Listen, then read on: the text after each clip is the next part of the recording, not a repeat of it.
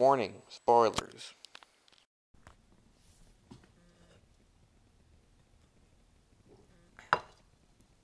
Now, I know this has nothing really to do with the Avengers United Stand series or um, the Marvel Universe, but I was a fan of Avatar: The Last Airbender. I saw all three seasons and was a little disappointed to find out there wasn't going to be a fourth season. And when I heard that there was going to be a sequel series, I was a little excited to see it. I was kind of questionable of what they were trying to do, but I was still thinking of giving the show a chance. And I finally seen the first episode. Avatar: Legend of Korra takes place 70 years after the events of The Last Airbender. Aang and Zuko have actually created a new city called Republic City, a city where all the nations work together. And Aang's son, the only airbender in the family, um, is one of the leaders.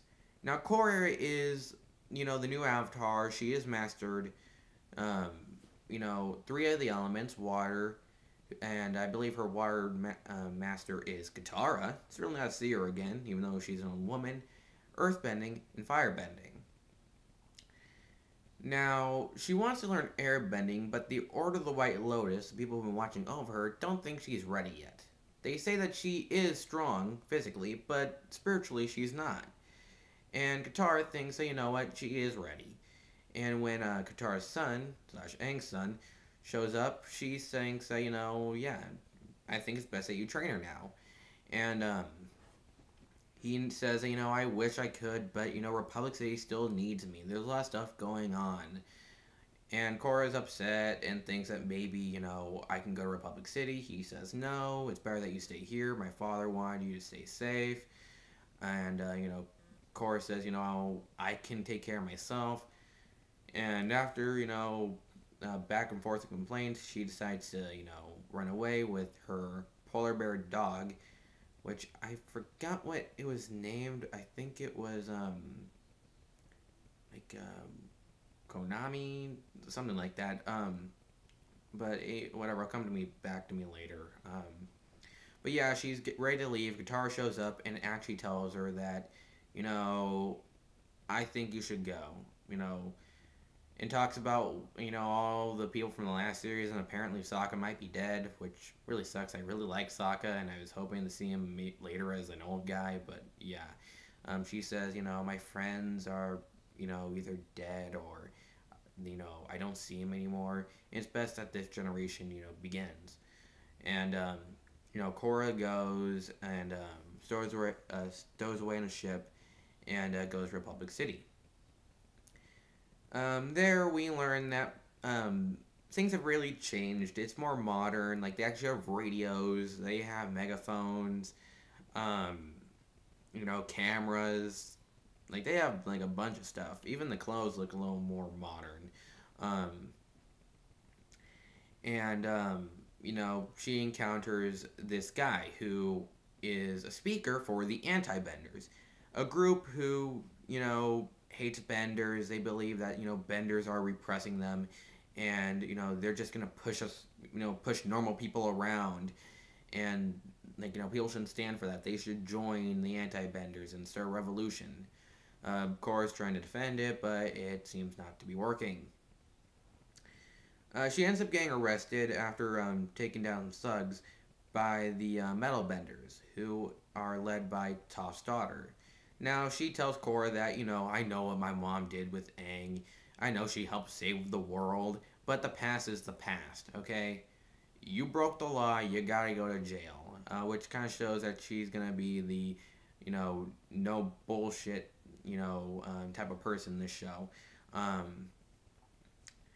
Korra luckily does not go to jail thanks to Aang's son, and sorry, I can't remember his name, and, he says, I'm sending you right back home, okay? You can't stay here. And, Korra says, it's not fair. Your mom said I had to come here. You had to train me, you know, why won't you train me?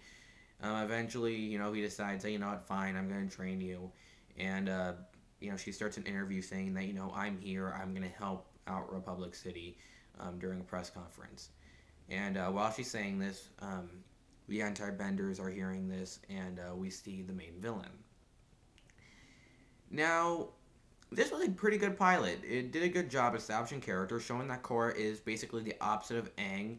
While Aang was very spiritual, he wasn't really that strong physically at first, while Korra is strong physically but not very spiritual. Um, Obviously, there's a difference because Aang, only had a year to master these bending techniques, while Korra had years to. Um, you know, they did a good job kind of, explaining what exactly, happened after the war, except for one thing, and it really pisses me off that they did this. Okay, Katara's granddaughter shows up after Aang's son, rides on this new bison, which is weird. Wasn't Appa the last flying bison? And if there was another breed, like, how the heck did that happen? When did they find this new breed? But whatever, maybe they'll explain it later.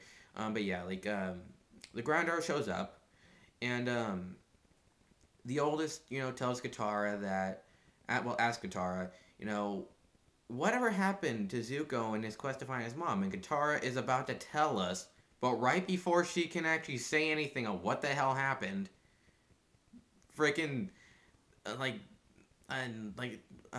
little sister shows up and freaking interrupts it. And I'm like, damn it! Because that was one of the things that really pissed me off in the finale of Last Airbender. Like, I really want to know what the hell happened. And I thought this was going to be the episode that finally explained it. Just freaking tell us. It's really annoying. It's really killing me. Like, the animation's pretty good. If you're a fan of Avatar Last Airbender, I say give the show a chance. That's all I gotta say. Next up, sadly, Avengers United They Stand. Goodbye.